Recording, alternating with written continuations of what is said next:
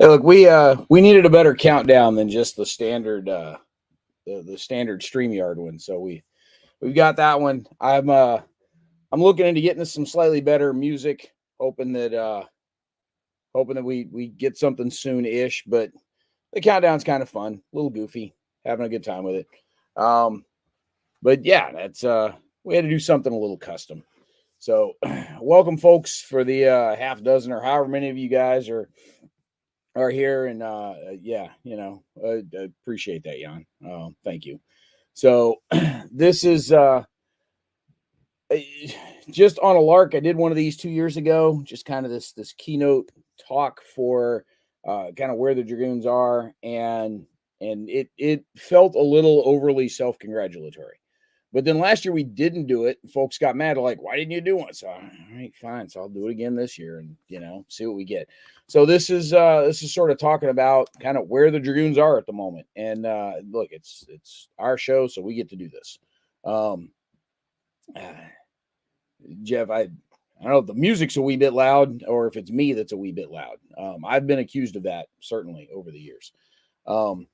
So yeah, this is a very similar agenda to what we had the last time we did this, which is sort of how we got here and what we do and kind of what's next. And so this is kind of where we are. Trying to sort of like clear out some background behind us. All right, there we go. So we can focus on just the slides. So here we go. Let's talk a little bit about how we got here. For the folks that don't know, like, we were founded in August of 2018. The core members of the Dragoons community have all been friends a lot longer than that, and they've all survived several different migrations from other sites to where we've got the Dragoons set up. And it's something that we completely own and control ourselves and are kind of responsible for it ourselves. The little banner you see on there is it's a little cheesy, but it's kind of, a guiding principle that we put together back in 2018. When we were first setting all this up, that used to be the header across our site. It's changed some since then. But yeah, August of 2018 is when we opened shop. And so we're over 5 years old now. We did a little, 5th anniversary live stream this past summer. Just kind of a bunch of us hanging out, treating it as a bit of a happy hour, kind of having a good time. Our forums opened the next month. Our podcast launched in November of 2018. But again, for folks that have been around and know who a lot of the people involved in the Dragoons are, many of us met and coalesced around a bunch of forums that are not around anymore. Actually, the current owners of that site have completely shut them down. And I got my water coming in. Thank you. And while the Dragoons podcast launched in November of 2018, most of the folks involved have been around podcast in one form or another, going all the way back to late 2014, early 2015. Also in November of 2018 is when Jim Ozarski started his Saturday Night Fights series, which has been something that a lot of folks have found the Dragoons through that program, where he's got a lot of online games that folks join him and play on Tabletop Simulator, and that we stream through different channels. The first origins for the Dragoons was 2019, but we took over the wargaming program from the previous folks. Again, a lot of the same people, and we just changed the business card going all the way back to 2014. And then our first digital convention, the first ACDC, was the summer of 2020, which we all remember. Nobody was doing any conventions, except we got a hair up our butt and decided to try one. So, yes, Fred, it definitely feels a lot longer than that. There are days when it feels, and part of that is the amount of stuff we've managed to accomplish over the last 5 years. Part of it is, look, COVID sort of screwed everybody's perception of time, didn't it? Kind of messed everyone up there. So some of the things that we try to focus on to what makes the Dragoons different, we have multiple ways in which we try to engage the audience. There are some places that if you're not in the forums, you're a failure, and the only metric of success is how many people we have in the forums and how chatty it is there. And that's fine, but that's not the only thing that we care about. Some folks exist almost entirely as like Twitter feeds and an occasional podcast. And like, that's cool. That works for them and that's what they're going to do. Then outstanding. Some folks exist only as a Facebook page or only as a blog, or some folks exist in multiple places. They have a blog and they'll cross promote it to Facebook and Twitter and whatever else. We also do live events. We do some streaming. We have the podcast. The podcast has been something that a lot of folks have loved over the years.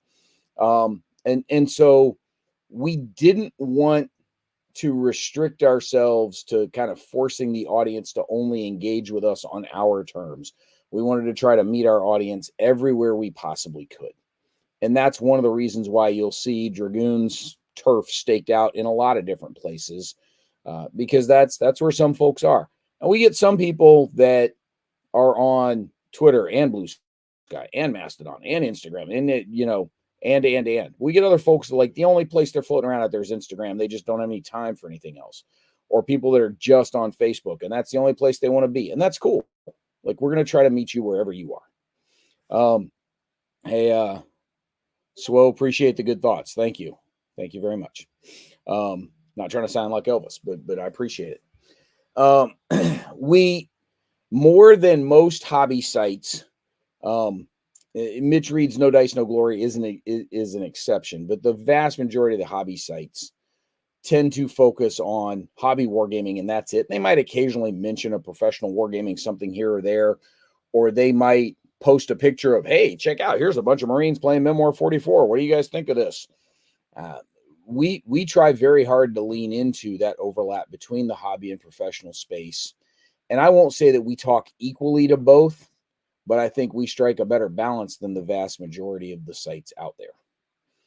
But ultimately, the big thing that we're all about is enabling gameplay. We want to help folks play games and get the most out of them. And how can we do that? And how can we best collaborate and cooperate in that regard? So that's what we're really after. So along those multiple ways to engage our forums, like we've got over 430 members in the forums and would love to have some more and increase the game chatter there. We've got some people that is their front page to the Dragoons, is they go straight to the forums every day.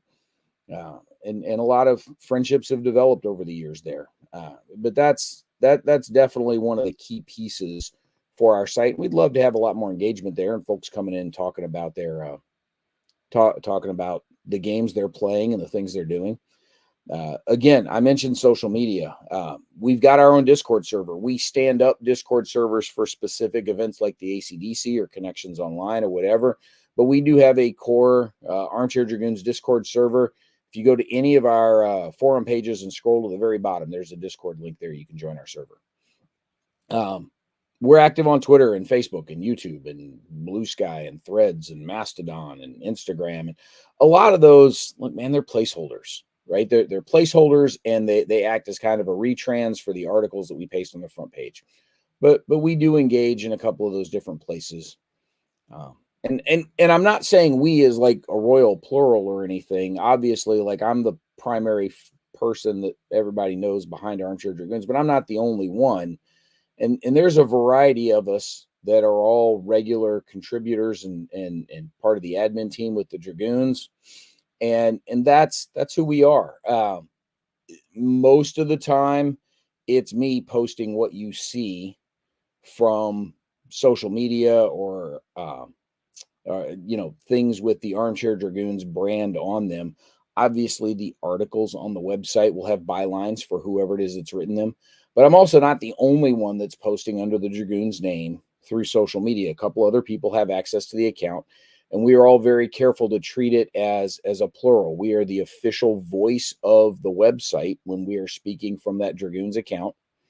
And so it's a collective presence. It's not just one person.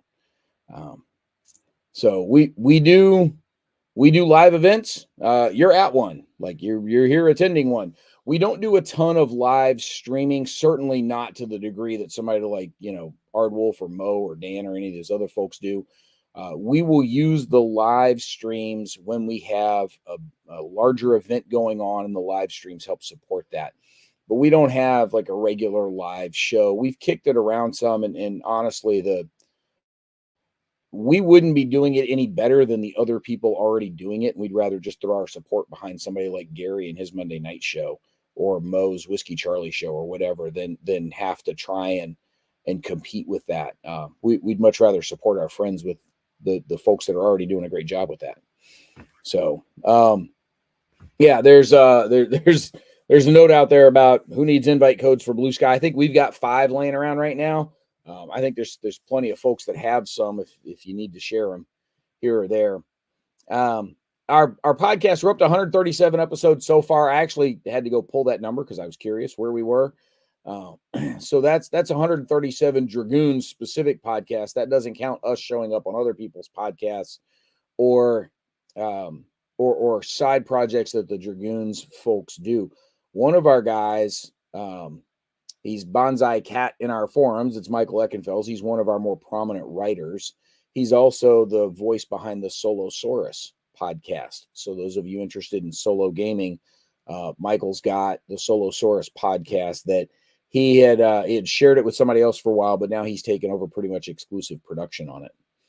I expect by the end of our upcoming spring season, we will hit 150 podcast episodes. So that's where we stand on those.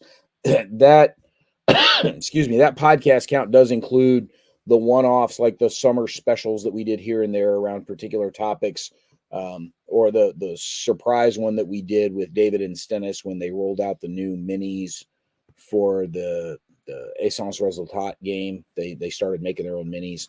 So that does include those special one-off shows. As far as that overlap between hobby and professional wargaming, like we've got podcast episodes where we brought the practitioners on and said, tell us about your day job and explain this to us. And the war game design program at the Army Command and General Staff College, we've talked to those folks a couple of different times because they'll have new students coming in every year and we want to talk to them about their projects. So we've had a bunch of those folks on. We've talked to the folks at Georgetown. We've talked to Rex and the Pack Sims gang multiple times. This is a normal thing that we do. Usually at least once a season, we've got a professional focused podcast episode talking about those kinds of topics. We are co-sponsors of the Connections Online Professional Wargaming Conference. Connections itself has been around since the mid-90s, and that's now known as Connections US, because starting about 15 years ago, you started to get Connections UK and Connections North up in Canada, Connections Oz. There's been a Connections Netherlands a couple of times. There was a Nordic Connections, and I don't remember exactly what they called it. It was held in Norway, but it was kind of co-sponsored by several of the Scandinavian countries. There's been a France, there's been a Brazil. Not all of those are annual occurrences, but Connections Online has been so far, and we intend to maintain our support of them for quite a while coming up. We do have some practitioner-focused articles. Rocky is one of the writers that tends to straddle that line quite a bit, and we'll talk about professional applications of some of the games that we approach and explore. And we always make sure that we include the practitioners in Tuesday Newsday, which we'll talk about here in a few minutes. And we do make it a point to invite the professionals to the hobby events. We want these guys to come take a look at what's going on in the hobby, because there may be some inspiration or some useful things in the hobby that might apply in the professional world. And we want those guys to feel like they can be a part of this with the rest of us. So as a note, if you've got questions about the things that I'm throwing up here on screen, please feel free to pop in with the chat and throw a comment or a question or whatever in there. And I don't mind interrupting to answer some questions here and there. Fred, I know you and the dog enjoy some walks while you got the podcast going. I hope the dog's been for more than 137 walks since 2018, but it's we appreciate that you enjoy listening. Our guiding principle has always been about sort of enabling gameplay. And that's really one of the core things that we wanted to focus on, is not just talking about stuff. We wanted to help enable gameplay. Sometimes that is, sometimes that's a review to help you identify a game you might like or not like. Sometimes that's, some of the stuff we do at unboxing day, where it's just giving you a chance to see what's under the hood and whether or not you feel like plunking down your money for it. Sometimes it's games that are organized in our forums. Right now, we have at least 8 different online Civ 6 games going that are all being played asynchronous, playing by the cloud using the Steam servers. I'm in 6 of those 8, but I know there's at least 2 others that I'm not in. And those are all Dragoons running games. One of them, I was checking the forums today, has been running since late 2022, and we're still going. We've hosted play-by-forum games of Kriegspiel. We've had some BattleTech stuff going in there. We haven't had a lot of play-by-forum true war games, just because people will connect on the forums and then end up logging into our Discord server and using the AV channels there to play, or setting up on Steam, for a tabletop simulator match. I know Heth Will has been very big about wanting to showcase a bunch of the Age of Sail things he's been working on. And Jan's in the chat. He's always recruiting for folks to come play Kriegspiel with him. Speaking of, there's still some seats available for tomorrow's Kriegspiel, so folks can jump into that. We've had the Blood Bowl League / tournament that we've run at least 4 iterations of it. So here's a question from Molotov Cockatiel. So the original Connections conference is not online. They went online in 2020 because of COVID, and I think 2021 they were still online. But they are back to a real world thing. Connections online is exclusively online. That one happens in April of every year, and that's the one we are the co-sponsor of.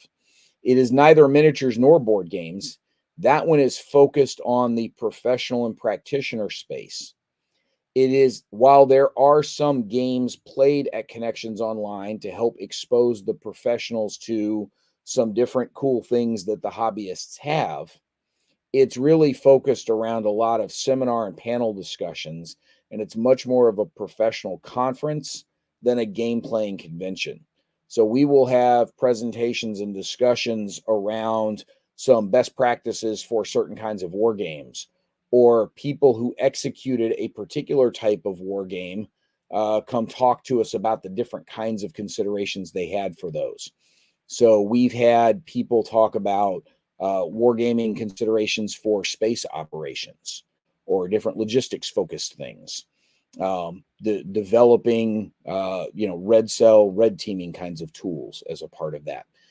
The presentations for these are all openly available on our YouTube channel, and I'll post the links to the playlists after we're done with the keynote, so you can go take a look and see what Connections Online has for you. So we do have some games that we do play. The Wargame Bootcamp guys, Carl and Tim, usually show up and do a session or 2 of the boot camp to show the pros how Discord and TTS and Vassal all work. Not that they can necessarily use all of those tools on DoD systems, but some of the academics might be able to through their school systems, and some of them may want to go back to their academic or government or national security organizations and say, hey, these are some tools we should be looking into a way to use to help enable some of what we do. So we do sponsor and organize live events, and we'll talk about a couple of those here in a minute. This is one of those. Connections Online is one of those. The Origins Wargame HQ is one of those. We do help lots of folks with finding opponents. We'll get people popping our Discord all the time, and not the event specific ones like this, but our permanent Dragoons Discord, and they'll ask, hey, I'm looking for somebody to help play this or teach this, and we'll get them connected with someone, try and help find them the right place to get what they're looking for. As well as advice on game searches. But it's all about that sort of enabling gameplay. How do we connect people with the right kind of game that they're looking to play at any point in time, and make sure that they can have a good time doing that? So Tim, one of these days I'll get back to that alternate dimension that is Southern California. There is a non-zero chance I'll be making a trip to California this summer, but I'll be up in the Monterey area because there's family involved in that one. So what are the things we do? We've got our connection, our different conventions and events, just like this one. The news that we run every week, Tuesday News Day, because it's cute and alliterative. We've got the podcast, we've got Saturday Night Fights, and we've got our event calendar, among some other things. For conventions, I'm going to get my face off the screen because right now I'm just covering some of this stuff up. This is our 6th digital wargaming convention. We've had 5 of them under the ACDC brand, plus the very first one we did before we had the ACDC name attached to it. So this is the 6th one that we've done. The ACDC is now held annually on MLK weekend. We had 2 different summer ones also. That's how we got the 6. The whole idea here is we're going to try new things and we're going to experiment with some new things. This is a chance to showcase some smaller publishers, some off-the-wall projects. In the case of this particular year, we've had a whole bunch of things that aren't even in print yet, like the guys from Code Atlas, Mark Walker's raid on RH Game, which I don't know if he actually got some players pop in there. I hope so. But we've had a bunch of different things. Order and Opportunity still on P500. Seljuk still, I think it's cleared P500 and has now gone into production. Night Witches hasn't gone to print yet. So this year you got a chance to see a bunch of things that are not yet even in print. But a lot of those smaller publishers and smaller projects are ones that we want to be able to highlight, because the barrier for them to engage through the ACDC and being able to do this all online is much lower than having to get on a plane or get in a car and go somewhere and pay for a hotel room and the space that we need at a real, an in-person place. We can be more experimental online, and we want to give people a chance to get in front of a bigger audience that way. That's something that we try to do with the ACDCs. That's definitely something we want to focus on. Connections Online, our 5th event is coming up this April. This will be the 4th Connections. We also had a Connections Online showcase that was very sort of show us your game kind of focused. Again, all of those playlists are available on the Armchair Dragoons YouTube page on our YouTube channel. And we've got a lot of the panels and presentations from Connections Online there. You guys are all welcome to pop in and take a look at those at any time. That was one of the key guiding principles for Connections Online, is that we wanted the proceedings, the presentations that happened there, and those seminars and panels and discussions to be openly available as a record of what happened at those conferences. So the Origins Wargame HQ goes back, it predates the Dragoons, but we took it over in 2019 because that was the first Origins after the Dragoons were founded. And so we're coming up on the 10th year that the 10th anniversary. It won't be the 10th year because we lost 2020 that we've done this. So we tie in with the vendors in the exhibit hall whenever possible. There had been a slow drain of wargame exhibitors from the Origins exhibit hall, in part because there wasn't a lot of support for them outside of that exhibit hall. It's like, hi, we're here, we're selling our stuff. But unless you're already a wargamer, they're looking for that. This is not a whole lot to tie into. And so we wanted to make sure we gave those guys the maximum amount of support that we could. And so whenever possible, we want to tie the events that we're doing in our Wargame HQ in with things that are available from the vendors in the vendor hall. So you come play something with us, and if you think it's pretty cool, you walk over there and go buy it. As much as possible, we try to do things like that to help folks. Again, it goes back to enabling the gameplay, but if it's something cool and something you like and something you're really into, go buy that or go buy something very similar to it. And one of the other things that we try to do, especially with Origins in particular, is we try to focus on a lot of the big events, the really cool, large footprint sorts of things that you really need a convention infrastructure around that to help support and make that happen.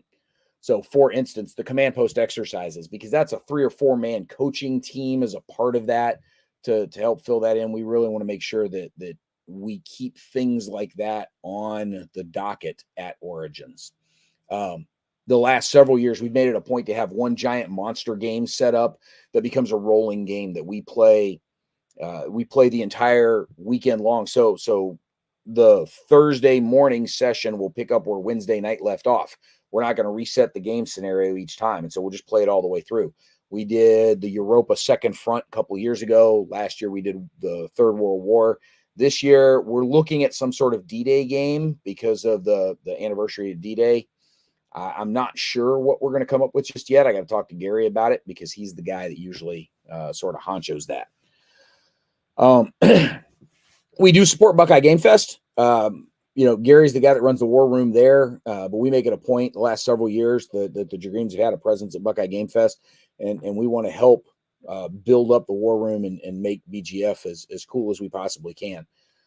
It's held in the same place as Origins, not the entire exhibit hall area, but in some of the conference rooms under the hotel. And it's a great, fun, gameplay focused convention. If you're looking for a good time to really get a lot of wargaming in over a weekend or the week leading up, that's definitely one that folks should check into. And Columbus is pretty easy to get to for most of the country. Here locally to me, the Southern Front Convention and other events run by Triangle Simulation Society, those are very minis heavy folks. But they've carved out some space that they appreciate us showing up and helping support what they do. But they're willing to carve out some space for us to add some tabletop events.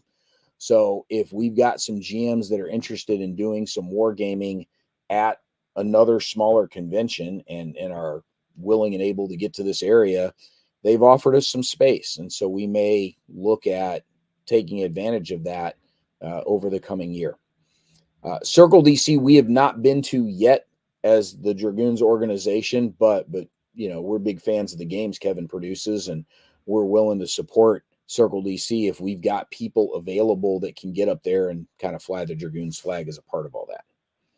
So those are a bunch of the conventions that we do.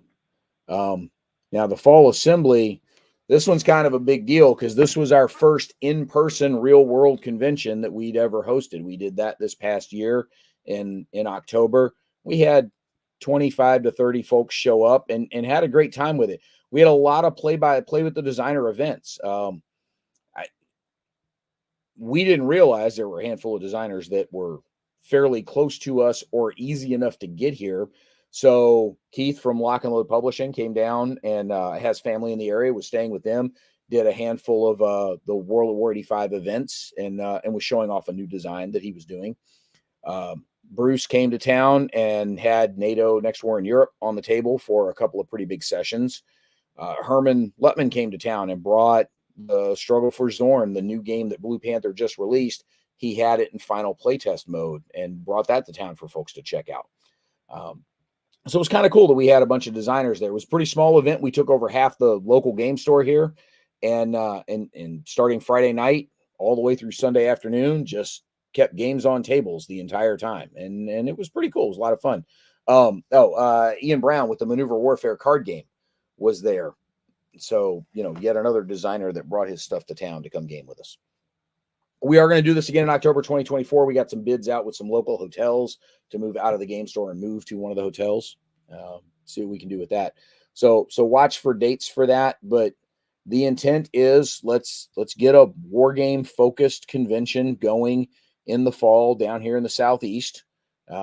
You've got a couple of bigger war game conventions out on the left coast. You've got Consem World Expo. You've got GMT, Compass Con, or Compass Expo, BGF, GMT East.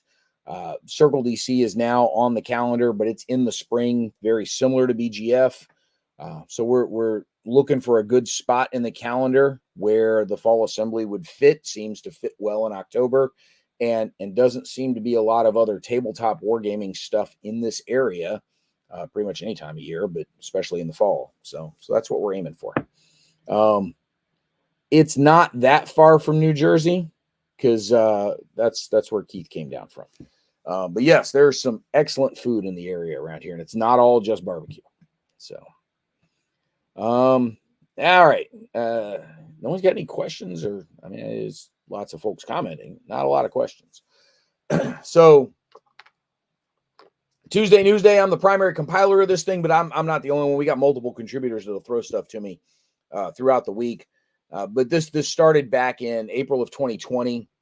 It's been a continuous evolution over the years, and some graphical refreshes every now and then. We just changed out a bunch of the topical headers and changed the sequence of some of the stuff in Tuesday Newsday.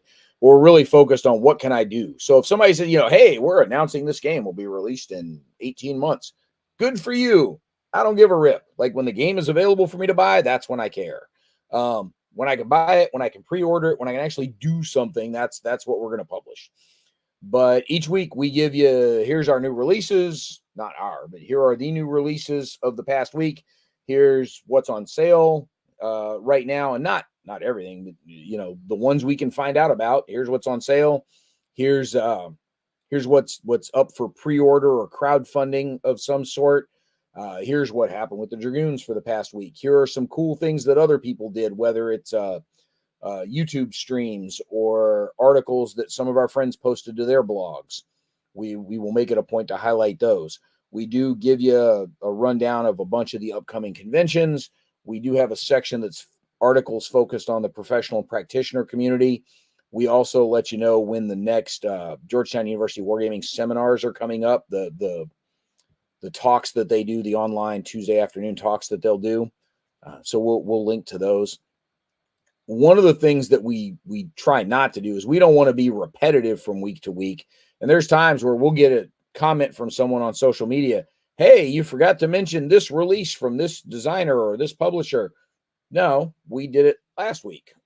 You just missed it. So we will bring plenty of those up as we go. But this is one of the key things that we try to do each week is we're not writing a ton of commentary about what the things are. We're giving you bullet lists of here are the new releases. Compass dropped this. GMT's sending this. Worthington's now shipping this. Here's the new thing from Warlord Minis. Here's something cool from Steve Jackson Games, whatever. We will occasionally drift off to some RPG content or some other tabletop game content. Or look, we're all fans of really cool dice. So you'll frequently find us talking about dice in some of those columns. This is our podcast. We started recording it within weeks of setting up the site because it was something we always had fun doing elsewhere. We run roughly 2 seasons a year. We got a spring season and a fall season. They'll run 12 to 13 episodes each. We've been shooting for 13. We usually end up with 12. And so we'll, about half the year we'll have a podcast out there, and they run weekly when we are in the season, when we're in season.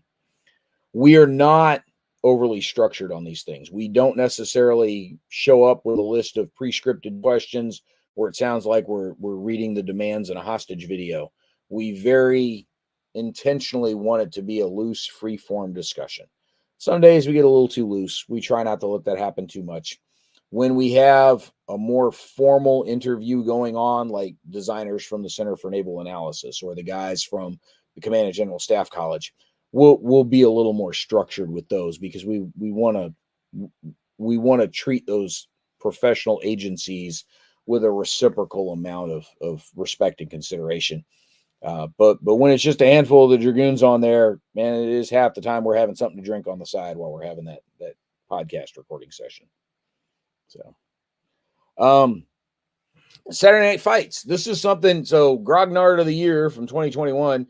Jim Ozarski has been the lead sled dog in organizing these things. We started before the pandemic. It was funny, like the pandemic hit, nobody could get together and play games, and everybody wanted to try to figure out how to use Tabletop Simulator, and our guys just sort of shrugged and said, we'll keep doing what we've already been doing for 6-8 months, whatever it was. There's over 200 episodes of Saturday Night Fights so far. They also play on Wednesdays and Thursdays. Sometimes they'll play on some other random one-off nights. Usually Jim is involved in the ACDC a little more than he is this year. His wife's got a significant milestone birthday this weekend, so he's focused a little more on family stuff, which is cool. He needs to be. And I think he does have a game that'll be streaming tonight, but not as a part of the ACDC. But a lot of those games are organized in our forums where Jim's looking for folks to play particular things. Early on, there was a lot of different stuff played. SPI quads, Magic Realm from Avalon Hill, whatever. Lately, they've settled on doing a lot of different miniatures wargaming, largely because you can focus on the game and not have to spend a lot of time on the arts and crafts. There's nothing wrong with the arts and crafts. some folks really dig the painting, the terrain building, the minis, the arts and crafts part of it. And that's totally cool for the folks that do. But if you just want to play the game, you don't have to paint all the minis. Playing online, man, you can paint an army in a hurry, right? Because you just copying and pasting. It's very easy to create large groups of minis that way. So, what do we got next year?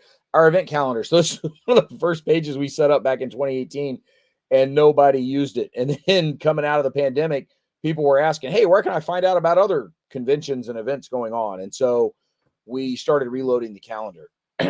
I'm a little behind getting all the 2024 events added to the calendar over on our site, but it's something that I'm going to try and catch up on in the next week or two.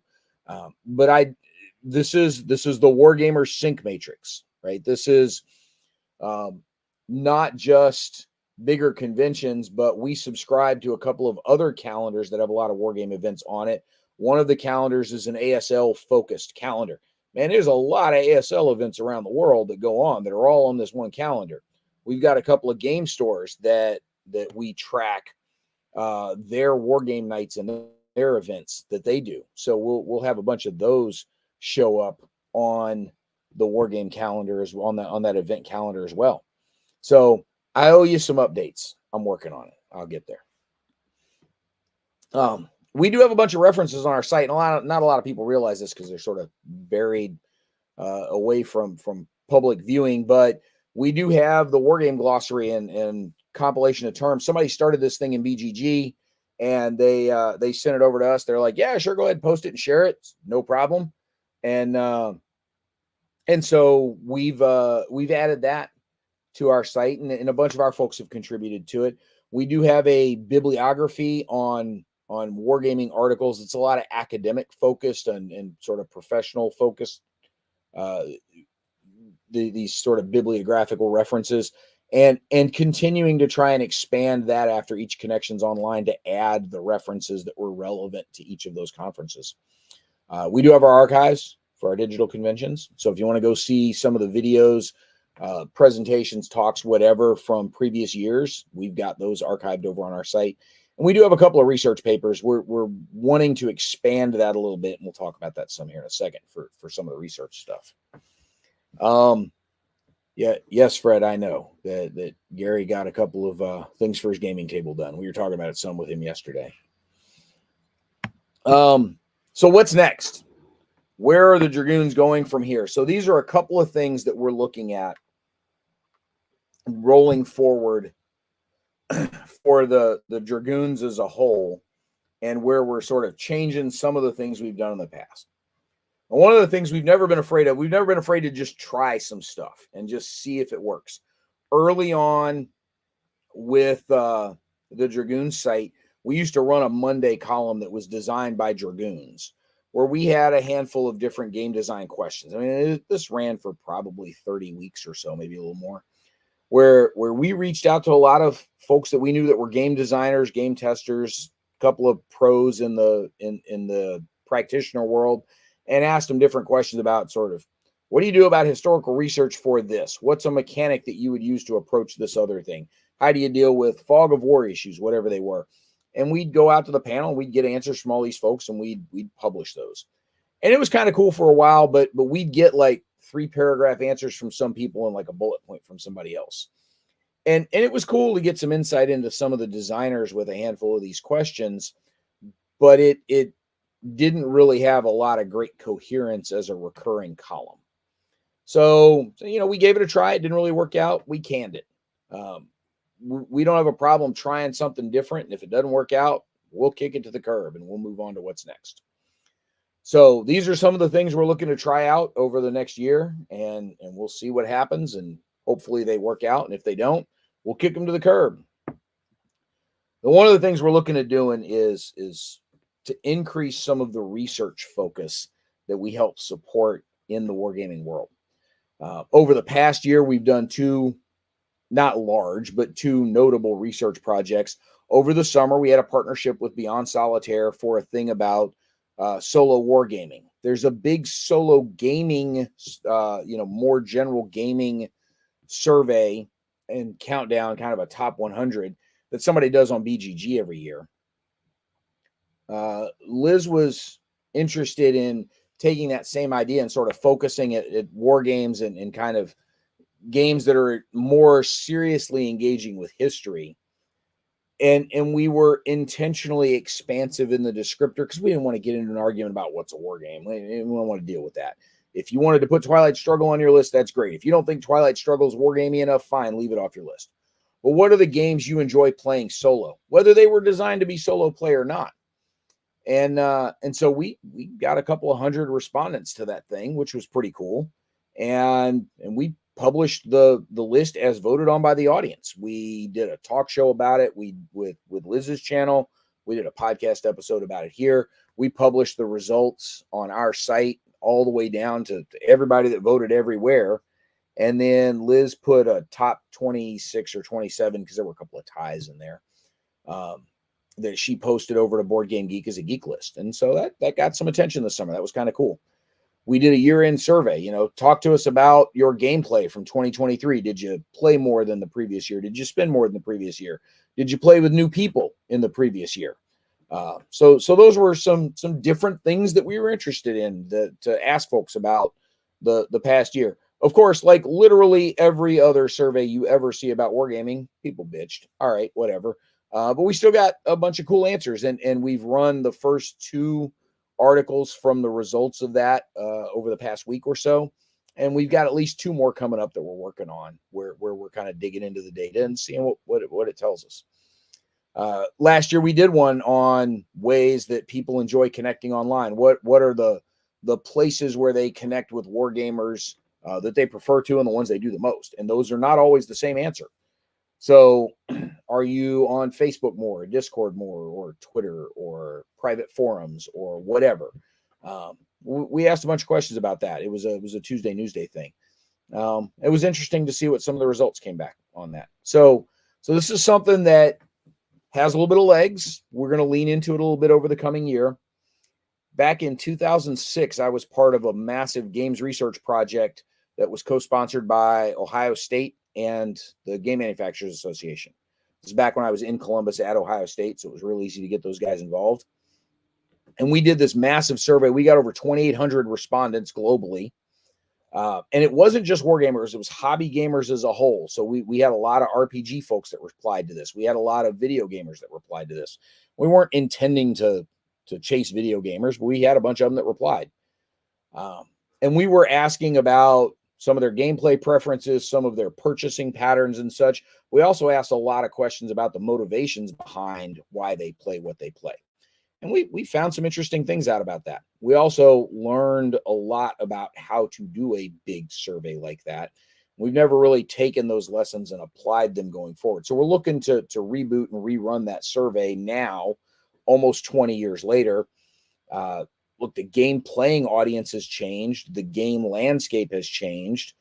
There's a lot of different things. Collectible minis games are not as big a deal anymore as they were back then, where, other, like the Euro games have exploded since then in terms of what people have done. So that's something that we're looking to do. And that's gonna take a pretty heavy lift to pull that off, but I think it'll be pretty cool if we can. And the data analysis for that obviously is going to take a while, because we're expecting several thousand respondents to that. We're looking at the possibility of some on-site research at Origins in 2024. You got a large audience of gamers in general, not just war gamers, but gamers in general, all there. And so it's an opportunity to sort of dig into some different questions about what people do and why they do it and how they do it. So that'd be kind of cool. So those are some things that we're looking to do for research for the coming year. We're looking at definitely trying to increase our events, real world and virtual. We do have Saturday Night Fights and a couple of other things each week, but that's sort of a bunch of people getting together to play a particular game. What if we take something like the ACDC and do it as sort of a one-day super focused little mini event? And we get, 10, 12 games and a half a dozen talk shows or interviews with designers or whatever, all on one day. And we sort of mass fire on a particular Saturday or Sunday somewhere out there. Would that be something people would be interested in? We don't know. We may try it and find out. We're also looking at branching out on the conventions that we attend. We're already doing BGF, already have a media presence at Southern Front, but we may have an event sponsoring presence at Southern Front or whatever it is that the spring equivalent of Southern Front is. That's the one I can't remember the name of off the top of my head. Circle DC, we'd like to try and get some people there to Circle DC helping support that one. We do intend to continue with the fall assembly and see what we can do for this coming year, if how much we can grow that. Look, if we have a 20% increase in fall assembly attendees, then we'll break 30 people there, which would be kind of cool. So that's something we're looking at doing. And then I mentioned sort of how to leverage the ACDC brand to expand some other possible events. One thing that I will say with regards to any of these things, ACDC in particular, but to an extent the real world ones also, we are going to have to expand the team to really do this. Personal bandwidth is starting to become an issue. And the ACDCs are starting to get big enough that we need some help with organizing this stuff. And it's always challenging asking for volunteer help for certain things, because we're cognizant of and respectful of the fact that people are volunteering to do stuff, but there are very particular tasks we need done. And if folks are willing to volunteer to do something, but not the specific thing we need done, then it puts us in kind of a weird place. It's like, well, this is what I need. If that's not what you're willing to do, like, I appreciate that you want to be here, but maybe we look to do that thing another time, because right now this is what I need and this is what I got to focus on. And so to have some additional hands available to help with some of those things would make a huge difference.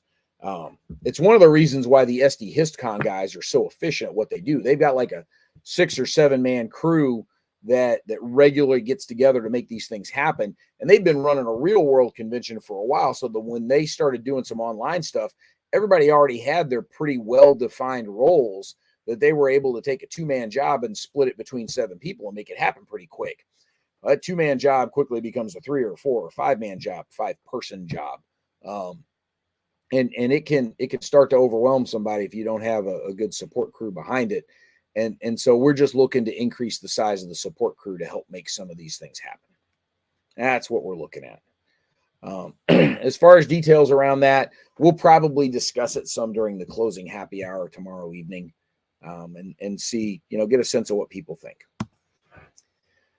All right. So this one, I'm going to take myself off the screen here. This is something I'm very interested in over this coming year, and that is significantly upgrading the content. When we first opened the door on the Dragoons, what you see on there, that little mini paragraph that I split up to make it easier to read, this was part of the original operations order that I wrote back in 2018 when we were standing up the Dragoons. I just thought writing them as an operations order format would be kind of fun. And this was part of what I had in there as part of the commander's intent paragraph.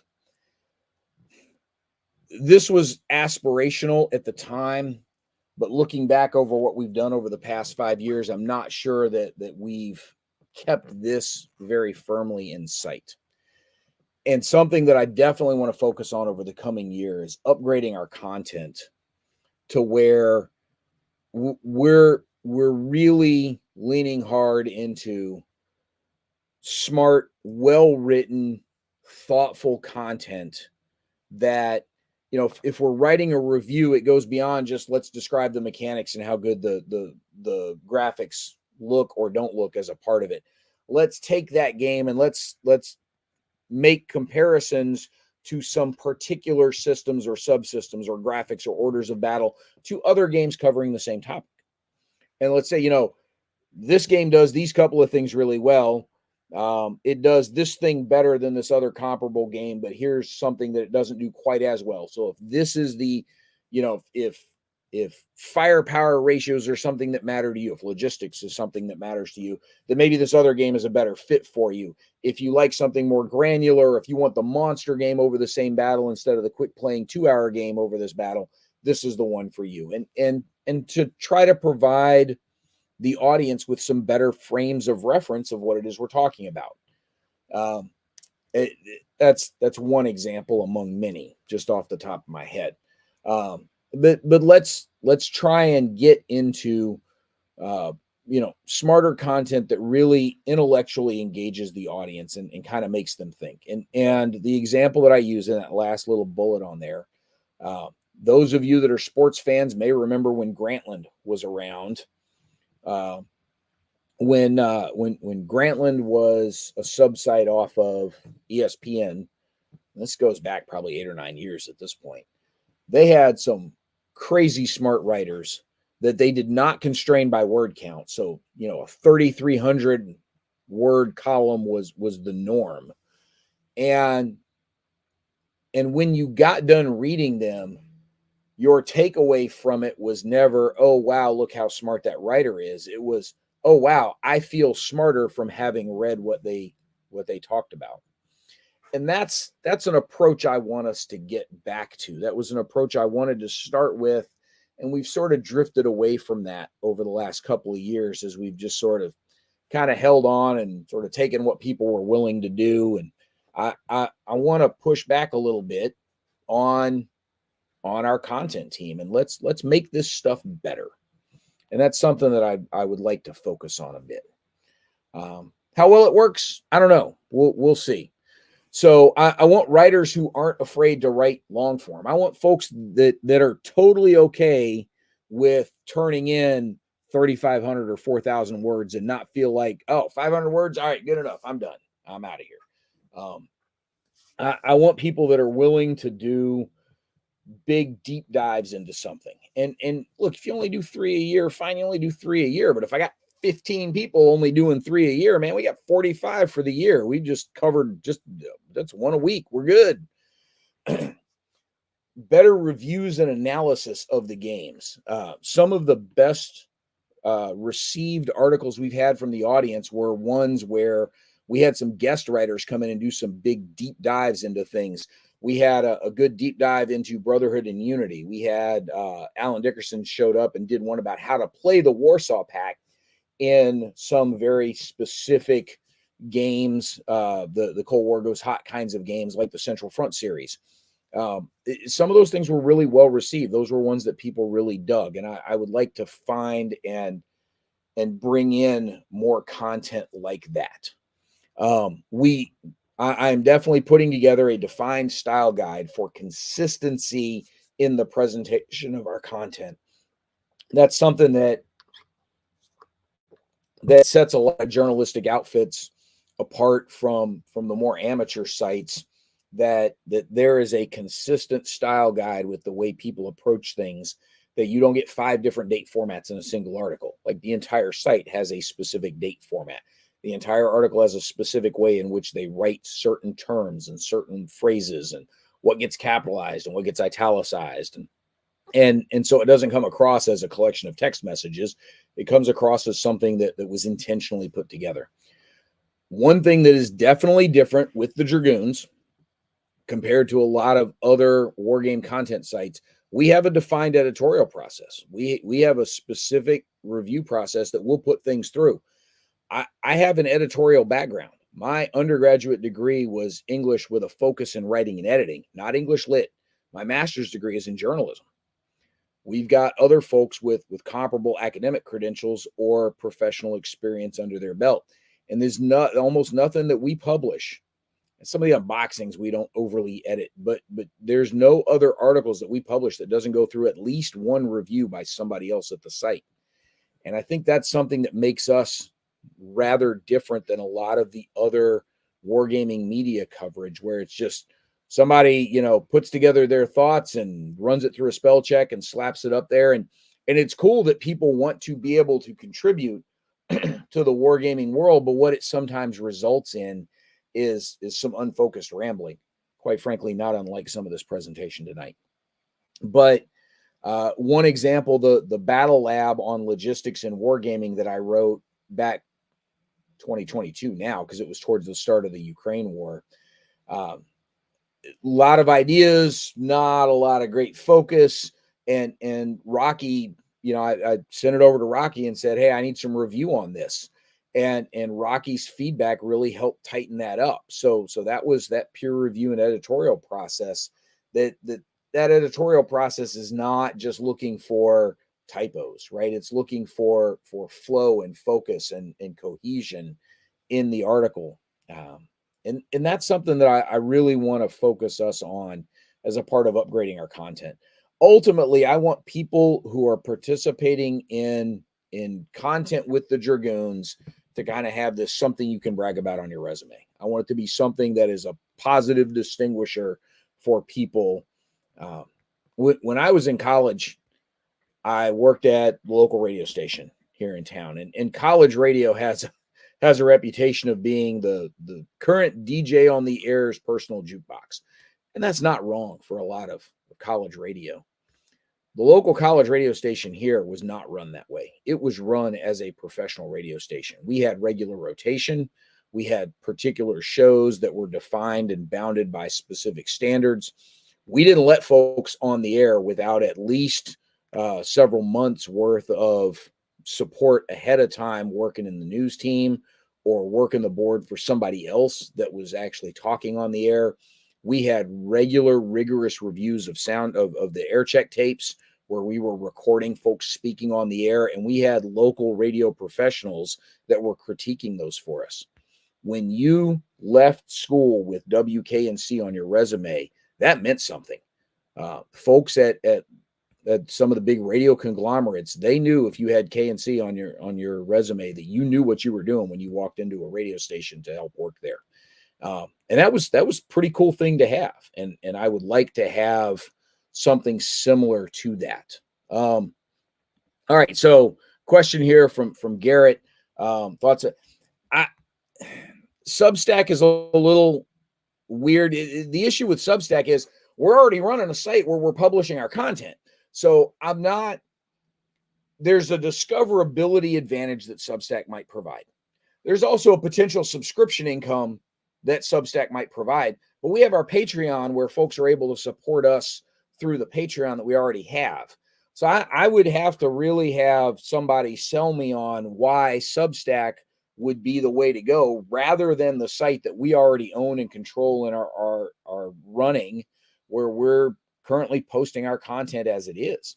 I'm not saying no. I'm just saying I don't know enough to know why Substack would be any particular advantage over what's already happening. And so that's why I'd be real curious. So if that's something that you really feel strongly about, feel free to ping me after this and, let's talk about it. I'd be interested in learning more. Just the limited amount of what I know, I'm just not sure what the plus side would be for us at the moment. Ultimately, I think it's less about platform and more about the focus and process that we put around it. What is it that we want our writers to bring to the table? And what's the support we're going to put in place to help them do the best work that they can? And that's really what I'm after. And so probably more than anything else in this year's keynote, this is something that I want to focus on. So folks that are out there that are interested, send up a flare. I am always happy to help coach and develop folks through these processes. I've done it a ton, both in the wargaming world as a content editor and content management guy, but also, quite frankly, I've done it in college. I've been a writing instructor and a comms instructor and a public speaking instructor and a graphic design instructor, all at the college level. And I am more than happy and more than willing to take the time to help people make their content the best they can, as long as they're willing to put in the effort to do it. And we've started with, a small half paragraph of something that turned into a pretty respectable 700-word article from some folks on as one-off writers. So that's definitely a place that I want us as the Dragoons to upgrade over the coming year and to focus less on, oh my God, we got to have a new article up today, and much more on, I want us to focus more towards what's the quality of what we're putting out. Is this something that is this something that would show up in a real legit print magazine if we were still doing, such things? Is this something that again, you would be willing to put on your CV as a part of your resume or your bona fides looking at a job down the line somewhere. That's something I really feel strongly about and want to focus on going forward. I probably just scared off anybody that was thinking about writing for us at all. All right. So that's the prepared stuff that I had. What do folks want to talk about, ask about, yell at me about, whatever it is? Throw your questions, comments, or obscene remarks over in the YouTube chat. Let's pull them up on screen. Let's bang through them. I'm right on time for where I was expecting to be with the stuff I was covering and talking about. So let's open the table up and or open the floor for comments and questions and thoughts and concerns from everybody else out there. I guess we got about a dozen people or so watching this live. Folks that are watching this like a year and a half after the fact, you're going to be able to go back and look and go, well, yeah, they did that one and they did that one, but they completely flubbed that one. It might well happen. It's the danger of leaving this on YouTube for a couple of years, huh? So, I did not get a chance to see Code Atlas. I would like to. I'm just not sure the scheduling is going to work out for me this weekend. We are down a couple of talk show hosts from what we normally have, so I'm having to do a lot more production work this year than I normally do for the ACDCs. Normally, I'm able to sit back and do a lot of table surfing and watching what other people are doing. This year, this is the fourth show that I've run today. I had 11, noon, 2, and now 5. So I've been pretty busy on the air today. I'm hoping to get a look at it some tomorrow. What do we got here? So I don't know that we're going to do an all RPG event for a digital event like this. We did do MastaraCon a couple of years ago as a one-off for the old Beck Me Game World, but that was more because of my personal connections with that world, and I wanted to kind of help them get something up and running.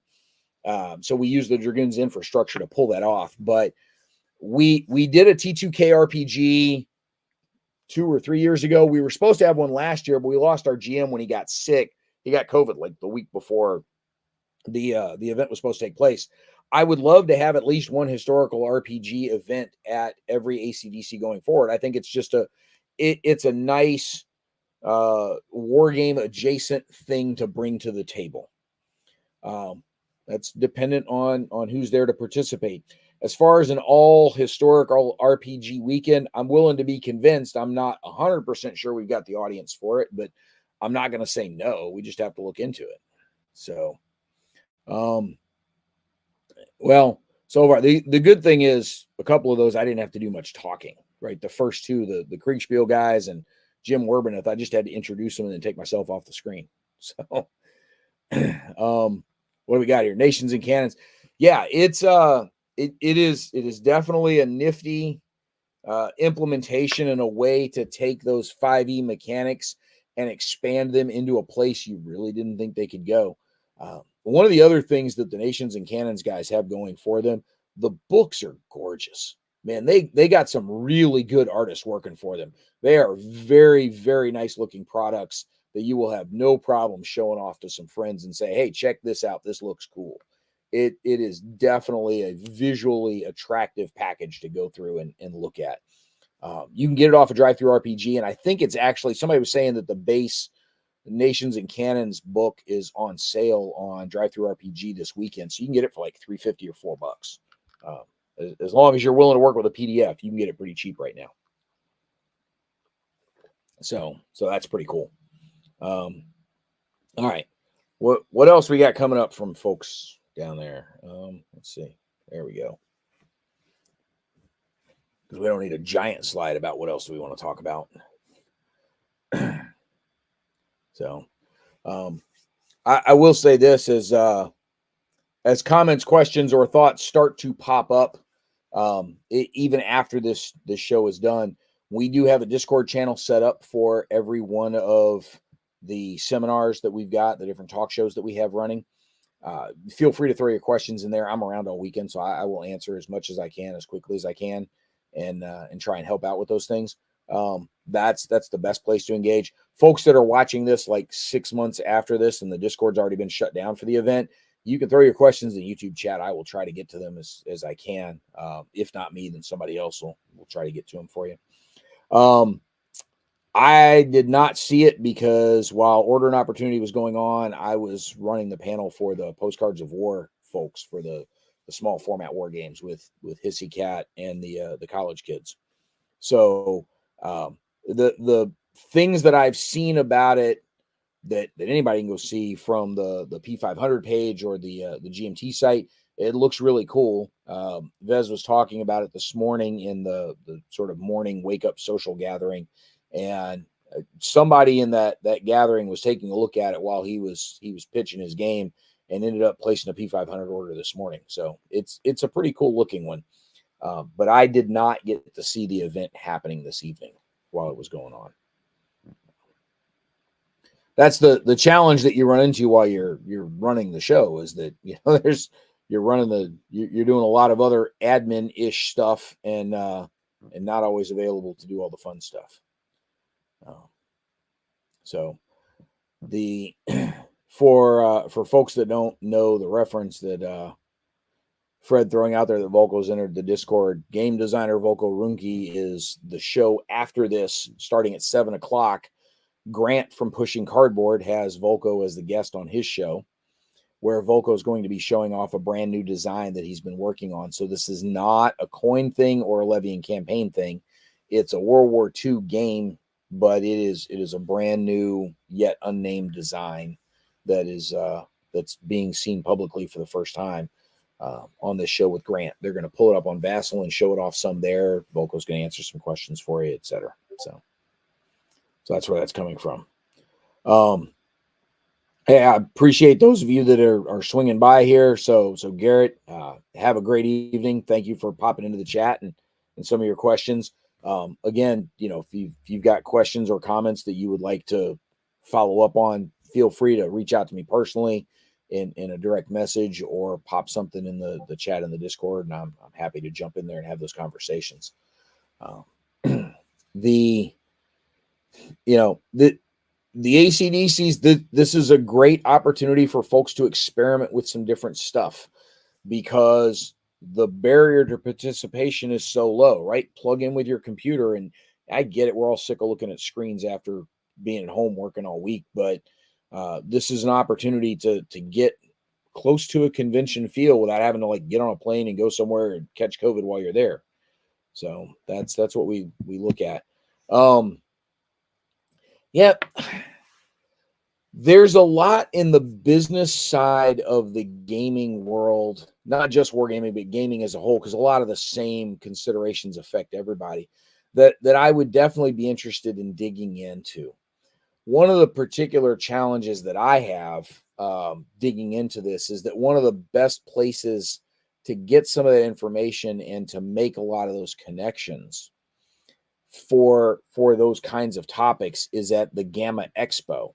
So Gamma runs Origins in the summer, but in the spring, early spring, late winter, early spring, they have the Gamma Expo, which is a heavily B2B focused event for publishers and retailers talking about the business side of things. And I went last year. The articles are over on our site. You can go look them up. The Gamma Expo articles from April of last year. The challenge that I have for the next 3 years, so they moved it from Reno to Louisville, Kentucky, starting this year. That's great because I can drive to Louisville in a day. I don't have to get on a plane to go to Reno. The problem that I have is the next 3 years, the dates overlap my wife's birthday. So I don't know how much I'm going to be getting to Gamma Expo to be able to dig into a lot of those business topics. I think they're interesting. I think they make for compelling content for people to understand why certain things might be happening. The difficulty is in really digging into those things in a meaningful way with the right people, and getting access to the right people can sometimes be tough. So, what do you got? Sure. If we can get your act together, love to. Definitely focus on family improving collective health first. That's the priority there. But would love to have a good historical RPG session or two that we can add to the topics that we do here. Would absolutely have. So we actually have a couple of Dragoons over in the UK and on the continent that are over there. I would love to show up in the UK and be there for a convention and be there as a part of something. I don't know that we would necessarily qualify as an exhibitor because I don't know what we have really to sell. I mean, we got some cool Dragoons branded t-shirts, but I don't know what we'd be selling if we showed up there to do anything. But as an event team to show up and like run a bunch of games, yeah, hell yeah, I'd love to be able to do that. Man, if you think it's expensive to go spend 5 days at a convention here in the US, now tack a transatlantic flight cost onto that. If I'm able to get to Europe in the next 2 years or so, it's because I got family in tow and we're headed over there on a family excursion. One advantage I do have a little bit, it doesn't help with the cost, but it helps with getting in and out of the country. My wife is a dual citizen, so I get to the UK a little easier. I would definitely be interested in doing it. It's just the logistics have got to work out, and right now that's tough. That's tough. Just you got to cross the pond, and that's hard to do. So, yes, Jan, I know. Man, next time I'm in Europe, I'm coming back to Germany. I haven't been back since 06, and I'm suffering for some good schnitzel. So, and Spätzle. I can do decent Bratkartoffeln here, but I need some better Spätzle than what I can get over here. So, I know it's a yes for an eventual future UK Games Expo at some point down the line, but not in 2024. So, no, we've got our 2024 plans fairly well staked out. We've got BGF Origins and Fall Assembly, and either Gamma Expo or Circle DC, with Gamma Expo taking the priority.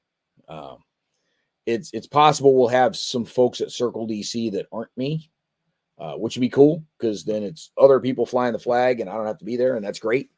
But I don't think UKGE is in the cards for 2024 unless somebody else is paying for me to go. So would love to get over there. I'm long overdue for a trip back up to Newcastle.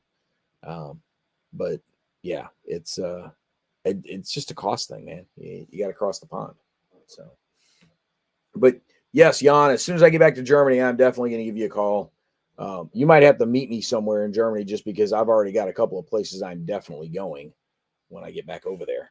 I haven't been back to Garmisch since 2001. No, before then. It was back in the 90s was the last time I was in Garmisch.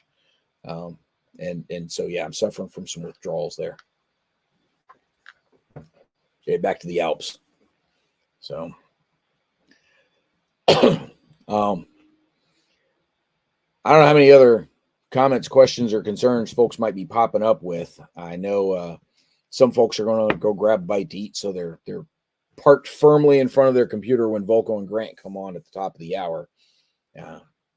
So I wasn't expecting necessarily for this to run the full 2 hours. I just didn't want to have a hard stop and be rushed to get off the air for when the next thing was going to start after us.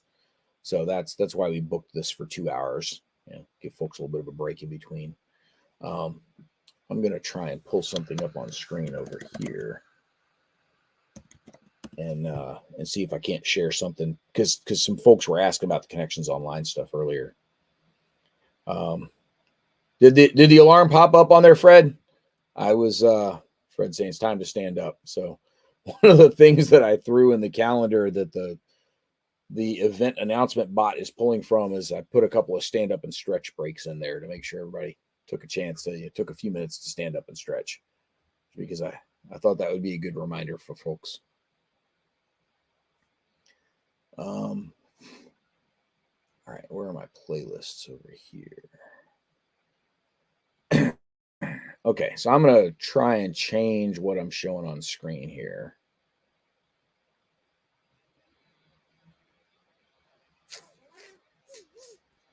There we go. So folks were asking earlier about the Connections Online stuff. So on the Dragoon Commander, YouTube page, the Armchair Dragoons page, you can see the different playlists that we have here. So we have the playlist from Mastaracon, but you can see we've got a couple of older ACDC playlists from some of our previous conventions, but we've got Connections Online 21, 22, and 23. The playlist we don't have in here is the playlist from the Connections Online showcase that we did in late 2022. Now we're not going to do another Connections Online showcase anytime soon. It was a one-off experiment. It was kind of neat, but didn't quite come across the way we wanted it to. So I don't know that we're going to do another one of those. But you can see, like, if we go grab this past year's Connections Online playlist, not intending to play all, but I just wanted to show the playlist. Let me back up out of this. Sorry about this. You're seeing it all in real time as I'm winging it here. I want to view full playlist is what I want to do.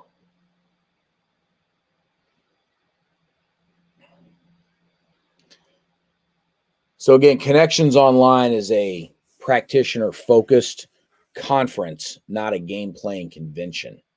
So these were the different sessions that we had. The theme of last year's Connections Online was the enemy gets a vote. We were talking about red teaming and how red cells get engaged.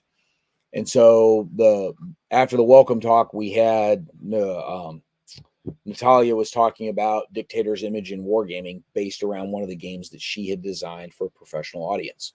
We did a talk on what is red teaming. What surprised me the most was new entrants into the professional wargaming field. So this was a lot of the, older 20-somethings, recent college grads that were going into the business as professional wargame designers, working somewhere like CNA or RAND or something like that.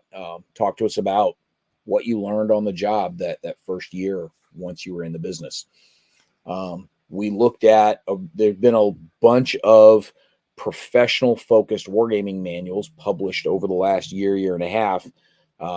One from the Distal over in the UK, one from the Polish Army.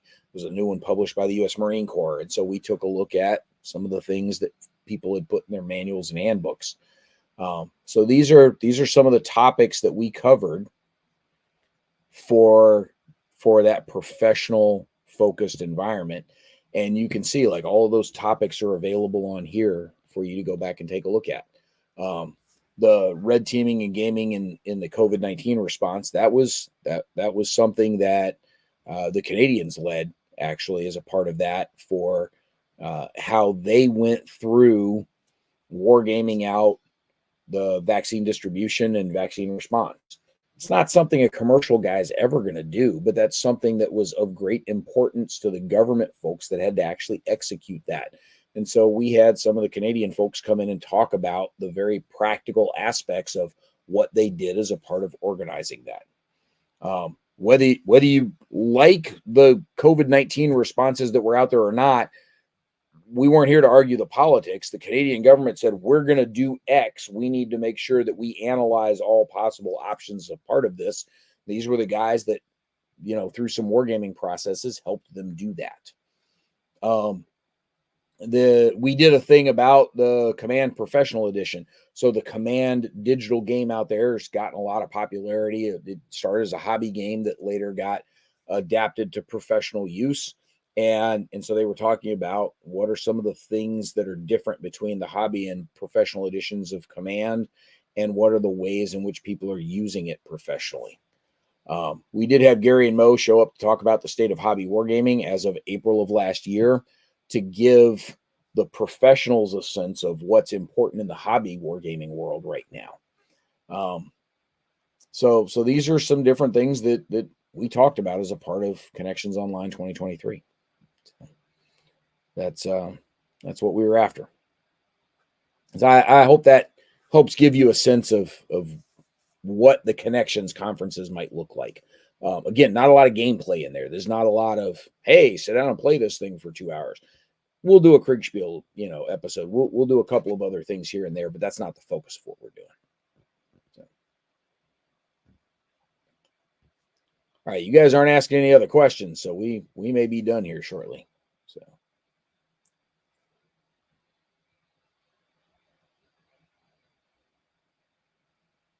All right, cool.